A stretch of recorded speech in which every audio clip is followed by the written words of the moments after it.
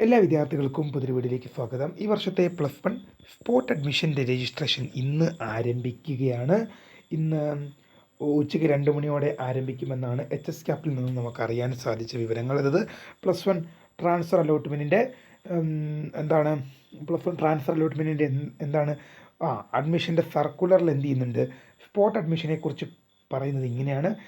ഇതുവരെ അലോട്ട്മെൻറ്റ് ലഭിക്കാത്ത വിദ്യാർത്ഥികൾക്ക് അവർ എഴുതി വെച്ചിരിക്കുന്ന വേറെയാണ്, ഞാൻ പറയുന്നത് ഡയലോഗ് മാറ്റി പറഞ്ഞാണ്. പക്ഷേ അവിടെ എഴുതി വെച്ചിരിക്കുന്നത് ഈ ഓർമ്മയില്ലാത്തതുകൊണ്ട് ഞാൻ എൻ്റെ രീതിയിൽ പറയാം. പക്ഷേ എന്നാലും ഡേറ്റ് നാളെ തന്നെയാണ് കാണിക്കുന്നത്. ഇതുവരെ അലോട്ട്മെൻറ്റ് ലഭിക്കാത്ത വിദ്യാർത്ഥികൾക്ക് വേണ്ടിയുള്ള സ്പോട്ട് അഡ്മിഷൻ്റെ വേക്കൻസി ലിസ്റ്റും വിശദാംശങ്ങളും നാളെ ഓഗസ്റ്റ് 6 ഉച്ചയ്ക്ക് 2 മണിക്ക് പ്രസിദ്ധീകരിക്കുന്നതാണ്, സൈറ്റിൽ പ്രസിദ്ധീകരിക്കുന്നതാണ്. ഇങ്ങനെ പറഞ്ഞുകൊണ്ടാണ് എന്ത് ചെയ്യുന്നത്, സർക്കുലർ അവസാനിപ്പിക്കുന്നത്. വേക്കൻസി ലിസ്റ്റും ഓഗസ്റ്റ് 6 വേക്കൻസി ലിസ്റ്റ് പ്രസിദ്ധീകരിക്കുമെന്ന് പറഞ്ഞിട്ടാണ് സർക്കുലർ എന്ത് ചെയ്യുന്നത്, HSCAP അവസാനിപ്പിക്കുന്നത്. അപ്പോൾ സ്പോട്ട് അഡ്മിഷൻ്റെ വേക്കൻസി ലിസ്റ്റാണ് പ്രസിദ്ധീകരിക്കുന്നത്. വിദ്യാർത്ഥികളുടെ മുഴുവൻ സംശയങ്ങൾക്കുള്ള മറുപടിയാണ് ഈ ഒരു വീഡിയോയിൽ കൂടെ നിങ്ങളുമായി പങ്കുവെക്കുന്നത്. വിശദമായ വാർത്തയിലേക്ക് പോകുന്നതിന് മുമ്പായി admission, improvement, exam results, answer keys, time table എന്നിവ സംബന്ധിച്ചുള്ള എല്ലാ അറിയിപ്പുകൾക്കും മറക്കണ്ട സബ്സ്ക്രൈബ് ചെയ്ത് കൂടെ പറയാൻ പ്രത്യേകം ശ്രദ്ധിക്കുക. സബ്സ്ക്രൈബ് ചെയ്തതിനൊപ്പം നോട്ടിഫിക്കേഷൻ ബെല്ലുകൾ ഓൾ ഓപ്ഷൻ എനേബിൾ ചെയ്യുക. ചാനൽ വീഡിയോസ് നിങ്ങൾക്ക് ഉപകാരപ്പെടുത്തുവാന്നുണ്ടെങ്കിൽ മാത്രം തീർച്ചയായും ലൈക്ക് ചെയ്യുക, സുഹൃത്തുക്കളിലേക്ക് ശ്രദ്ധിക്കുക. അപ്പോൾ നമുക്ക് നേരെ വീഡിയോയിലേക്ക് പോകുമ്പോൾ നമ്മുടെ ചാനൽ വീഡിയോ കാണും 100 വിദ്യാർത്ഥികൾ വീഡിയോ കാണുമ്പോൾ 10 വിദ്യാർത്ഥികൾ പോലും എൻ്റെ ചാനൽ സബ്സ്ക്രൈബ് ചെയ്തില്ല. അപ്പോൾ വിദ്യാർത്ഥികൾ അങ്ങനെ എഴുതും. തീർച്ചയായും സബ്സ്ക്രൈബ് ചെയ്യുക, നോട്ടിഫിക്കേഷൻ ബെല്ലുകൾ ഓൾ ഓപ്ഷൻ എനേബിൾ ചെയ്യുക. ചാനൽ വീഡിയോസ് നിങ്ങൾക്ക് ഉപകാരപ്പെടുത്തുവാന്നുണ്ടെങ്കിൽ മാത്രം തീർച്ചയായും ലൈക്ക് ചെയ്യുക, സുഹൃത്തുക്കളിലേക്ക് ശ്രദ്ധിക്കുക. അപ്പോൾ നമുക്ക് തന്നെ ഈ വീഡിയോയിലേക്ക് വരുമ്പോൾ ഒരു കാര്യം ഇവിടെ പറഞ്ഞിട്ട്, നമ്മുടെ ചാനൽ 15,000 സബ്സ്ക്രൈബ് എന്ന അക്കൗണ്ടിലേക്ക് എത്താൻ ഇനി 17 പേരാണ് നമുക്ക് വേണ്ടത്. തീർച്ചയായും സബ്സ്ക്രൈബ് ചെയ്യുക, നോട്ടിഫിക്കേഷൻ ബെല്ലുകൾ ഓൾ ഓപ്ഷൻ എനേബിൾ ചെയ്യുക. ചാനൽ വീഡിയോസ് നിങ്ങൾക്ക് ഉപകാരപ്പെടുത്തുവാന്നുണ്ടെങ്കിൽ തീർച്ചയായും ലൈക്ക് ചെയ്യുക, സുഹൃത്തുക്കളിലേക്ക് ശ്രദ്ധിക്കുക. അപ്പോൾ നമുക്ക് തന്നെ ഈ വർഷത്തെ +1 സ്പോട്ട് അഡ്മിഷൻ്റെ വേക്കൻസി ലിസ്റ്റ് ഇന്ന് ഉച്ചയ്ക്ക് 2 മണിയോടെ പ്രസിദ്ധീകരിക്കും. ഇന്നുച്ചയ്ക്ക് ഓഗസ്റ്റ് 6 ഇന്നുച്ചയ്ക്ക് 2 മണിയോടെ പ്രസിദ്ധീകരിക്കുമെന്നാണ് HSCAPൽ നിന്ന് നമുക്കറിയാൻ സാധിക്കുന്ന വിവരങ്ങൾ. അപ്പോൾ എങ്ങനെയാണ് സ്പോട്ട് അഡ്മിഷൻ നടക്കുകയെന്ന് നമ്മൾ ഓൾറെഡി ഇന്നലെ ഒരു വീഡിയോ ചെയ്തിട്ടുണ്ടായിരുന്നു. എന്നാൽ പോലും നമ്മളത് കേൾക്കാത്ത വിദ്യാർത്ഥികൾ, ആദ്യമായിട്ട് കടന്നു വരുന്ന വിദ്യാർത്ഥികളുണ്ടെങ്കിൽ വീണ്ടും പറയാം, എത്ര തവണ വേണമെങ്കിലും പറയാൻ ഒരു മടിയുമില്ല. പക്ഷേ നിങ്ങളുടെ പിന്തുണ അതിന് മാത്രം വേണമെന്ന് മാത്രമേ ആഗ്രഹിക്കുന്നുള്ളൂ. പറഞ്ഞു തരുന്നതിന് ഒരു മടിയുമില്ല കേട്ടോ. 100 വട്ടം ചോദിച്ചാലും പറഞ്ഞുതരാൻ ഞാൻ റെഡിയാണ്. അപ്പോൾ നമുക്ക് നേരെ വീഡിയോയിലേക്ക് പോകുന്നതിന് മുമ്പ് നമ്മുടെ ചാനൽ അത് പറഞ്ഞാണല്ലോ അല്ലേ. ഓക്കെ, സ്പോട്ട് അഡ്മിഷൻ എങ്ങനെ നടക്കുന്നു വെച്ചാൽ, ഇത്രയും കാലം നിങ്ങൾ ഫസ്റ്റ്, സെക്കൻഡ്, തേർഡ് അലോട്ട്മെൻറ്റിലും ഫസ്റ്റ്, സെക്കൻഡ് സപ്ലിമെൻ്ററി അലോട്ട്മെൻറ്റിലും നിങ്ങൾക്ക് അപേക്ഷ കൊടുക്കാൻ നിങ്ങളിപ്പോൾ പല വിദ്യാർത്ഥികളും എനിക്ക് പരിചയമുള്ളവരൊക്കെ തന്നെ ഉണ്ടായിരുന്നു. അത് 2 വർഷം മുമ്പാണ് ഞാൻ ഈ വർഷമാണ് ഞാൻ +2 കഴിഞ്ഞത്. 2 വർഷം മുമ്പ് എനിക്ക് എൻ്റെ കൂടെ പഠിച്ചവരൊക്കെ 45 ഓപ്ഷൻ വരെ കൊടുത്തിട്ടുണ്ടായിരുന്നു. പേരും കാര്യങ്ങളൊന്നും ഞാൻ വെളിപ്പെടുത്തുന്നില്ല, 45 ഓപ്ഷൻ കൊടുത്തിട്ടുണ്ടായിരുന്നു. അപ്പോൾ അങ്ങനെ ഇത്തവണ കൊടുത്ത വിദ്യാർത്ഥികളും അങ്ങനെ 45 ഓപ്ഷനൊക്കെ എൻ്റർ ചെയ്ത് കൊടുക്കുമ്പോൾ എന്തുണ്ടായിരുന്നു, നിങ്ങൾക്ക് ചുമ്മാ നമുക്ക് തോന്നിയ പോലെ അത് നമുക്ക് വേണ്ട ഓപ്ഷനൊക്കെ നമുക്ക് എന്ത് ചെയ്യായിരുന്നു, വെബ്സൈറ്റിൽ കയറി ഓൺലൈനായിട്ട് എന്ത് ചെയ്യായിരുന്നു, ഇങ്ങനെ എൻ്റർ ചെയ്ത് കൊടുക്കാമായിരുന്നു. പക്ഷേ നിങ്ങൾക്ക് കാണുന്ന കോളേജ് കൊടുക്കാൻ പറ്റില്ല. പക്ഷേ സ്പോട്ട് അഡ്മിഷനിൽ നിങ്ങൾ എത്ര സ്കൂളുകൾ കൊടുക്കാൻ ആഗ്രഹിക്കുന്നോ, ഇപ്പം ഞാനിപ്പോൾ കോളേജിലാണ്, അതുകൊണ്ട് തന്നെയാണ് എനിക്ക് ഡിഗ്രി കോളേജിലായതുകൊണ്ട് തന്നെ എനിക്ക് കോളേജ് എന്നാണ് ഇപ്പോഴും വായിൽ വരുന്നുള്ളൂ. നിങ്ങളത് കോളേജ് എന്ന് പറഞ്ഞാൽ തെറ്റിദ്ധരിക്കരുത്, സ്കൂൾ തന്നെയാണ്, സ്കൂളായിട്ട് ഏറ്റെടുത്താൽ മതി കേട്ടോ. ഞാൻ കോളേജ് എന്ന് പറഞ്ഞാലും നിങ്ങളത് ഞാൻ കോളേജ് എന്ന് പറഞ്ഞാൽ നിങ്ങൾ സ്കൂളായിട്ട് ഏറ്റെടുത്താൽ മതി കേട്ടോ. അപ്പം സ്കൂളുകളിലേക്ക്, അത് 10 സ്കൂളുകളിലേക്ക് നിങ്ങൾക്ക് അപേക്ഷ കൊടുക്കണമെങ്കിൽ ആ 10 സ്കൂളിലും നിങ്ങൾ എന്ത് ചെയ്യണം, നേരെ ചെന്ന് അപേക്ഷ കൊടുക്കുകയാണ് ചെയ്യേണ്ടത്. അതായത് നിങ്ങളുടെ ആപ്ലിക്കേഷൻ്റെ ഒരു പ്രിൻ്റ് ഔട്ട് കാണും, നിങ്ങളുടെ ഫോട്ടോ ഉണ്ടായിരുന്നു, ഫോട്ടോ ഇല്ലെന്ന് തോന്നുന്നു അല്ലേ, എനിക്ക് ഫോട്ടോ ഇല്ല. അപ്പോൾ നിങ്ങൾ എന്ത് ചെയ്യണം, നിങ്ങളുടെ ആപ്ലിക്കേഷൻ, നിങ്ങളുടെ ഡീറ്റെയിൽസ് അടങ്ങിയ ഒരു പ്രിൻ്റ് ഔട്ട് നിങ്ങളുടെ കയ്യിലുണ്ടാവുമല്ലോ. ഓക്കെ, ഇല്ലെങ്കിൽ നിങ്ങൾക്ക് എന്ത് ചെയ്യാൻ സാധിക്കും, സൈറ്റിൽ നിന്ന് കംപ്ലീറ്റ് പ്രൊഫൈൽ എന്ന ലിങ്ക് വഴി നിങ്ങൾക്ക് എന്ത് ചെയ്യാം, പ്രിൻ്റ് ഔട്ട് ഡൗൺലോഡ് ചെയ്തെടുക്കാം. അതിനുള്ള ഓപ്ഷനൊക്കെ ഉണ്ട്. അപ്പോൾ ആ പ്രിൻ്റ് ഔട്ടും പിന്നെ നിങ്ങൾക്ക് വെള്ള പേപ്പറിൽ ഒരു അപേക്ഷയും കൂടി എഴുതിയിട്ട് വേണം നിങ്ങൾ സ്കൂളുകളിലേക്ക് പോകാൻ. അത് ഇന്ന സ്കൂളിൽ ഇന്ന കോഴ്സിലേക്ക് ഒഴിവ് കിടക്കുന്ന വേക്കൻസിയിലേക്ക് എന്നെ പരിഗണിക്കണം എന്ന് അഭ്യർത്ഥിക്കുന്നു എന്ന് പറഞ്ഞാണ് എന്ത് ചെയ്യേണ്ടത്, ആപ്ലിക്കേഷൻ എഴുതേണ്ടത്. അപ്പോൾ നിങ്ങൾക്ക് എത്ര സ്കൂളുകളിൽ മാക്സിമം 2 or 3 days ആണ് സ്പോട്ട് അഡ്മിഷൻ അപേക്ഷ കൊടുക്കാനുള്ള ടൈം അനുവദിക്കുക. ആ ടൈമിനുള്ളിൽ നിങ്ങൾ എന്ത് ചെയ്യേണ്ടി വരും, നിങ്ങൾക്ക് ഏതൊക്കെ സ്കൂളുകളിലാണോ പോകാൻ ആഗ്രഹമുള്ളത്, ഏതൊക്കെ കോഴ്സുകളിലേക്കാണോ നിങ്ങൾക്ക് കൊടുക്കാൻ താല്പര്യമുള്ളത്, ആ സ്കൂളുകളിലൊക്കെ നിങ്ങൾ ഡയറക്റ്റായിട്ട് ചെന്ന് നിങ്ങൾ അപേക്ഷ എഴുതി കൊടുക്കുകയാണ് ചെയ്യേണ്ടത്. ഡയറക്റ്റായിട്ട് നിങ്ങൾ സ്കൂളുകളിൽ ചെല്ലുകയും ശേഷം അപേക്ഷ നിങ്ങൾ എഴുതി കൊടുക്കുകയാണ് ചെയ്യേണ്ടത്. അപ്പോൾ ഉദാഹരണത്തിന് ഹ്യൂമാനിറ്റീസ് ഇപ്പോൾ താനൂർ ഗവൺമെൻറ് ഹയർ സെക്കൻഡറി സ്കൂളിൽ ഹ്യൂമാനിറ്റീസ് വേണമെങ്കിൽ താനൂർ ഗവൺമെൻറ് ഹയർ സെക്കൻഡറി സ്കൂളിൽ ചെന്ന് നിങ്ങൾ ഹ്യൂമാനിറ്റീസ് എഴുതി കൊടുക്കണം. അതുപോലെ കോടോത്ത് അങ്ങനെയൊക്കെ നിങ്ങൾ ഓരോ സ്കൂളുകളിലും ചെന്ന് എഴുതി കൊടുക്കണം അപേക്ഷ. ഓക്കെ ആണല്ലോ. അപ്പോൾ എങ്ങനെയാണ് സ്പോട്ട് അഡ്മിഷനിൽ പരിഗണിക്കുക? ഈ അപേക്ഷ കൊടുത്തിട്ടാൽ പോരല്ലോ, കാരണം നമ്മൾ കഷ്ടപ്പെട്ട് വണ്ടിക്കൂലിയൊക്കെ നമ്മൾ എന്താണ് സ്കൂള് പിന്നെ കുഴപ്പമില്ലെന്ന് വെക്കാം. അതായത് ഇപ്പം എൻ്റെ ഒരു അനുഭവം തന്നെ പറയുവാണെങ്കിൽ എന്താണ്, ഞാനിപ്പം സ്കൂളുകളെന്ന് പറയുവാണെങ്കിൽ എന്താണ് അത്യാവശ്യം എന്താണ് കുറേ ഉണ്ട് അടുത്ത്. നമ്മുടെ ഇപ്പോൾ വീടിനടുത്തൊക്കെ നോക്കുവാണെങ്കിൽ, ഇപ്പോൾ എൻ്റെ വീടിനടുത്ത് തന്നെ നോക്കുവാണെങ്കിൽ Thayannur school, Kodoth school, Attenganam school, ഏറ്റവും അടുത്തുള്ള 3 സ്കൂളുകളുണ്ട്. പക്ഷേ കോളേജുകളുടെ എണ്ണം നോക്കുവാണെങ്കിൽ എന്താണ് ഏറ്റവും അടുത്തുള്ള ഒരു കോളേജ് അല്ലെങ്കിൽ ഒരു കോളേജ് കഷ്ടിച്ചുണ്ടാവില്ല, അതിനകത്ത് നല്ല ഡിഫറൻറ്റ് നല്ല ദൂരമുണ്ട്. മാക്സിമം എൻ്റെ അടുത്ത് ഏറ്റവും അടുത്തുള്ള കോളേജിന് വരെ മാക്സിമം 30 കിലോമീറ്റർ ഡിസ്റ്റൻസ് ഉണ്ട്.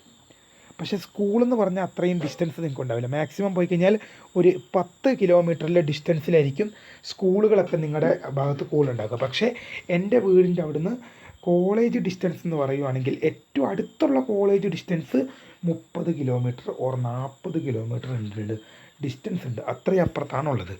പക്ഷേ അത് സ്കൂളുകളായതുകൊണ്ട് നിങ്ങൾക്ക് അക്കാര്യത്തിൽ സുഖമായിരിക്കും, നിങ്ങൾക്ക് പോയി അപേക്ഷകൾ കൊടുക്കാം. കോളേജ് പോലെ എന്താണ്, കോളേജ് എന്ന് പറഞ്ഞാൽ എന്താണ്, ഒരു മൂലയ്ക്ക് പറഞ്ഞാണെങ്കിൽ ഭൂമിയുടെ അങ്ങേ മൂലയ്ക്കൊരു കോളേജ്, ഇങ്ങേ മൂലയ്ക്കൊരു കോളേജ്, അതുപോലെ അവസ്ഥയാണ്. കോളേജ് കണ്ടുപിടിച്ചെത്താൻ ഭയങ്കര ബുദ്ധിമുട്ടാണ്. പക്ഷേ സ്കൂളുകൾ എന്ന് പറഞ്ഞാൽ ആ ബുദ്ധിമുട്ടില്ല. നിങ്ങൾക്ക് എന്ത് ചെയ്യാം, സ്കൂളുകളിൽ പോയിട്ട് അപേക്ഷ നിങ്ങൾക്ക് എഴുതി അവിടെ കൊടുക്കാമെന്നാണ്. ആപ്ലിക്കേഷൻ നിങ്ങൾക്ക് അവിടെ എൻ്റർ ചെയ്ത് കൊടുക്കാമെന്നാണ്. അങ്ങനെ എൻ്റർ ചെയ്ത് കൊടുത്തു കഴിയുമ്പോൾ ഈ കൊടുക്കുന്ന അപേക്ഷകളെല്ലാം കൂടി എന്ത് ചെയ്യും, ഈ കൊടുക്കുന്ന അപേക്ഷകൾ എന്ത് ചെയ്യും, അതവിടെ തന്നെ ചുമ്മാ കൂട്ടി വെക്കുമോ? ഇല്ല. ഈ അപേക്ഷകളെല്ലാം എന്ത് ചെയ്യും, HS ക്യാപ്പിന് ടൈപ്പ് ചെയ്ത് കൊടുക്കും. ഹയർ സെക്കൻഡറി സെൻട്രലൈസർ അലോട്ട്മെൻറ്റ് പ്രസ്ഥാനം HS ക്യാപ്പ് ഹയർ സെക്കൻഡറി വിഭാഗം സിംഗിൾ വിൻഡോസിൽ കൈകാര്യം ചെയ്യുന്നത്, അതായത് ഹയർ സെക്കൻഡറി വിങ് കൈകാര്യം ചെയ്യുന്നവർക്ക് കൊടുക്കും. അപ്പോൾ അവരെന്ത് ചെയ്യും, ഈ അപേക്ഷകളൊക്കെ വെച്ച് റാങ്ക് ലിസ്റ്റ് തയ്യാറാക്കും. അത് ഒരു സ്കൂളിൽ ഇപ്പോൾ 50 അപേക്ഷകളാണ് ലഭിച്ചത്. പക്ഷേ 10 വേക്കൻസിയാണ് ഉള്ളത്. 10 പേരെയിൽ എടുക്കാൻ പറ്റൂ. അപ്പോൾ നമുക്ക് 50 പേർക്ക് സീറ്റ് കൊടുക്കാൻ പറ്റില്ല. 50 പേരെ ഒട്ട് ഒഴിവാക്കി നിർത്താനും പറ്റില്ല. അപ്പോൾ അങ്ങനെ വരുമ്പോൾ എന്ത് ചെയ്യും, 50 പേരിൽ അർഹതയുള്ള 10 പേരെ തിരഞ്ഞെടുക്കും. റാങ്ക് ലിസ്റ്റ് വരുമ്പോൾ എല്ലാവരുടെയും പേര് കാണും അതിൽ റാങ്ക് ലിസ്റ്റിൽ. പക്ഷേ അർഹതയുള്ള 10 പേർക്കാണ് സീറ്റ് കിട്ടുക. അങ്ങനെയാണ്. അപ്പോൾ നിങ്ങൾ സ്പോട്ട് കൊടുക്കുമ്പോൾ ഒരു കാര്യം ശ്രദ്ധിക്കേണ്ടത്, നിങ്ങൾക്ക് കിട്ടാൻ സാധ്യതയുള്ള സ്കൂളിൽ നോക്കി കൊടുക്കുക. അല്ലാതെ ഈ കാണുന്ന സ്കൂളിലെല്ലാം ചില വിദ്യാർത്ഥികളുണ്ടെന്നതാണ് ഞാൻ എപ്പോഴും നിങ്ങളോട് പറയുന്നത്. നിങ്ങൾക്ക് SLCയിൽ കുറച്ച് മാർക്ക് കുറവുള്ള വിദ്യാർത്ഥികളെ കുറ്റപ്പെടുത്തുന്നതല്ല, മാർക്ക് കുറവുള്ള വിദ്യാർത്ഥികളെ കളിയാക്കിക്കൊണ്ട് ചെയ്യുന്നൊരു വീഡിയോ അല്ല ഇത്, കളിയാക്കാൻ വേണ്ടി പറയുന്നതുമല്ല. എന്താണ് ഇപ്പോൾ ഈ ഒരു കാര്യം പറയണം, മാർക്ക് കൂടുതലുള്ള വിദ്യാർത്ഥികൾ എപ്പോഴും എന്ത് ചെയ്യുകയുള്ളൂ, ടൗൺ പ്രദേശങ്ങളിലും വലിയ സൗകര്യങ്ങളുള്ള സ്കൂളുകളിലേക്കും വലിയ അറിയപ്പെടുന്ന സ്കൂളുകളിലേക്കുമൊക്കെ എന്ത് ചെയ്യുകയുള്ളൂ, പോകുകയുള്ളൂ.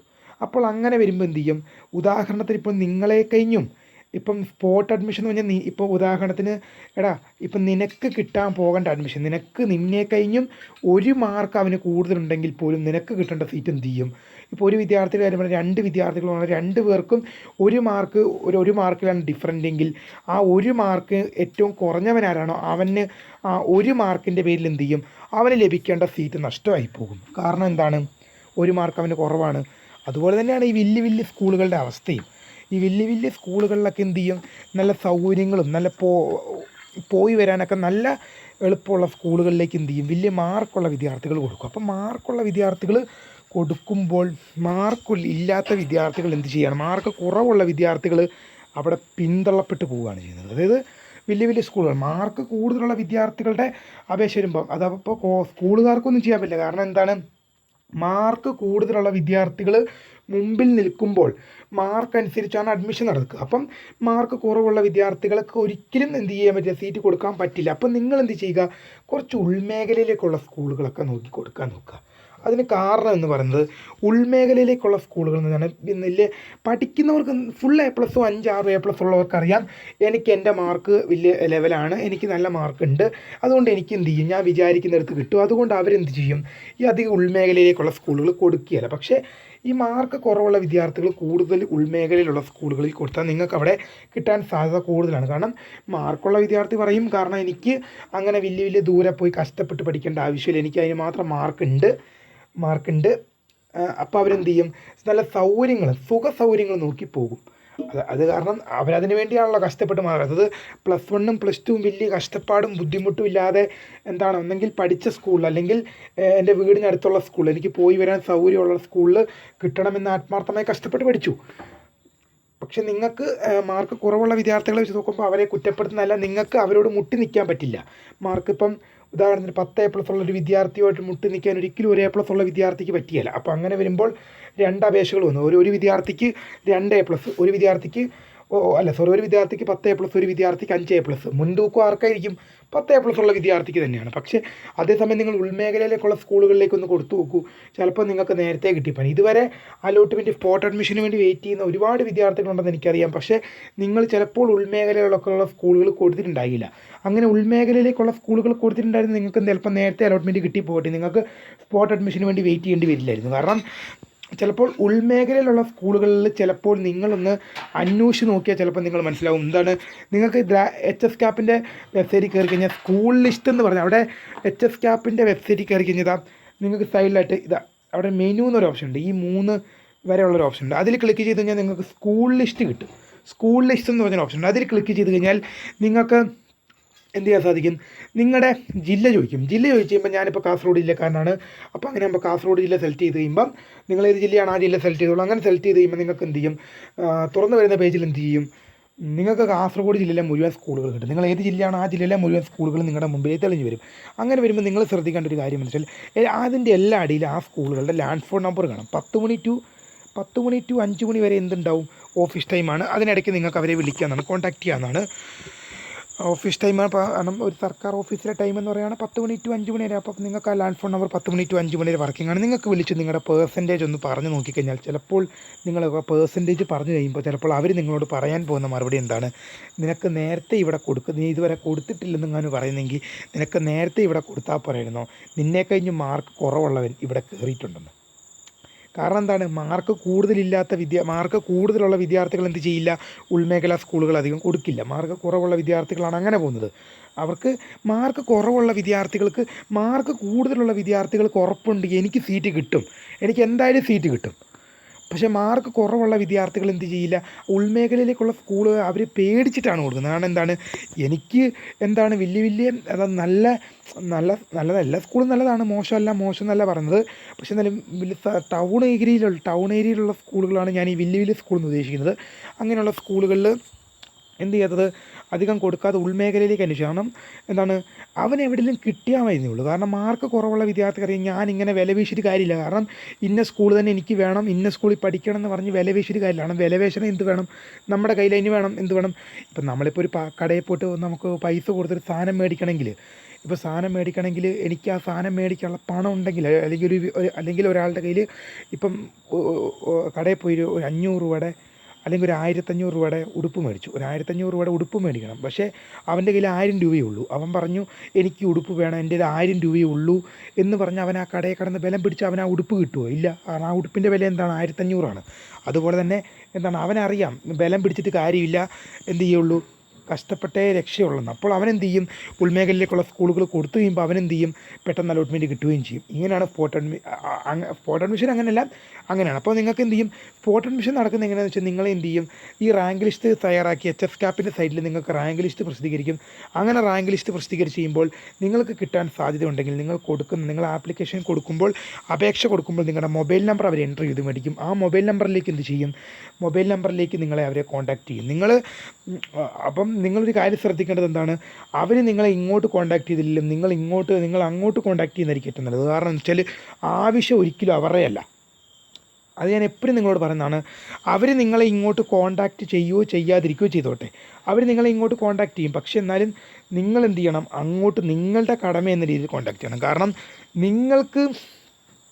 നിങ്ങൾക്ക് സീറ്റ് തരിക എന്നുള്ളത് അവരുടെ കടമയല്ല, നിങ്ങൾക്ക് പഠിക്കുക എന്നുള്ളത് നിങ്ങളുടെ കടമയാണ്. അപ്പോൾ നിങ്ങൾ എന്ത് ചെയ്യണം? അവരെ കോൺടാക്റ്റ് ചെയ്ത് നോക്കണം, അങ്ങനെ കിട്ടാൻ സാധ്യത നോക്കണം. ഇപ്പോൾ അവരോട് പറഞ്ഞ് എൻ്റെ റാങ്ക്, ഇപ്പോൾ ഉദാഹരണത്തിന് ഒരു റാങ്ക് ലിസ്റ്റ് വന്ന് എൻ്റെ സ്ഥാനം 10ാം സ്ഥാനമാണ്, എനിക്ക് 10ാം സ്ഥാനമാണ്. അവിടെ എന്തുണ്ട്? ഒരു 20 വേക്കൻസി ഉണ്ട്. 20 വേക്കൻസി ഉണ്ട്. എന്ത് ചെയ്യാം? ഒരു 50 അപേക്ഷകൾ ഒരു സ്കൂളിൽ വന്നു. അപ്പോൾ എന്തുണ്ട്? 20 വേക്കൻസി ഉണ്ട്. നിൻ്റെ സ്ഥാനം 10ാം സ്ഥാനമാണ്. അപ്പോൾ നിനക്ക് എന്തായാലും സീറ്റ് കിട്ടില്ല. കാരണം 20 വേക്കൻസി ഉണ്ട്, 20 പേർക്ക് കൊടുക്കാം. അപ്പോൾ ആദ്യത്തെ റാങ്ക് ലിസ്റ്റിൽ 1 to 20 പേർക്കായിരിക്കും സീറ്റ് കൊടുക്കുക. അപ്പോൾ അവർ നിങ്ങളെ കോൺടാക്റ്റ് ചെയ്തില്ല, ചിലപ്പോൾ അവർ നിങ്ങളെ വിട്ടുപോയിട്ടുണ്ടാവും. അപ്പോൾ അങ്ങനെ വരുമ്പോൾ ചിലപ്പോൾ ചില കോളേജ് വിട്ടുപോയിട്ടുണ്ടാവും, ചില സ്കൂളുകളിൽ വിട്ടുപോകും. അങ്ങനെ വരുമ്പോൾ നിങ്ങൾക്ക് അങ്ങോട്ട് വിളിച്ച് ചോദിക്കുക, എനിക്കിങ്ങനെ ഇന്ന കോഴ്സിന് 10ാം സ്ഥാനം ഉണ്ട്, അവിടെ 20 വേക്കൻസി ഉണ്ട്.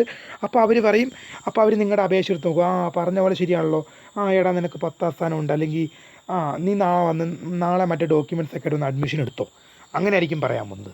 അപ്പോൾ നിങ്ങൾക്ക് അങ്ങനെ നോക്കി കൊടുക്കാം. അപ്പോൾ ഒരുപാട് നേരമായി ഞാൻ നിർത്തുകയാണ്. ബാക്കി ഡീറ്റെയിൽസ് എല്ലാം വരും വീഡിയോകളിലൂടെ അറിയിക്കാം. വീഡിയോ ഇഷ്ടപ്പെട്ടാൽ ലൈക്ക് ചെയ്യുക, ഷെയർ ചെയ്യുക, സബ്സ്ക്രൈബ് ചെയ്യുക. My name is Kariya, the founder of Kariya for the career academy. Thank for watching. By.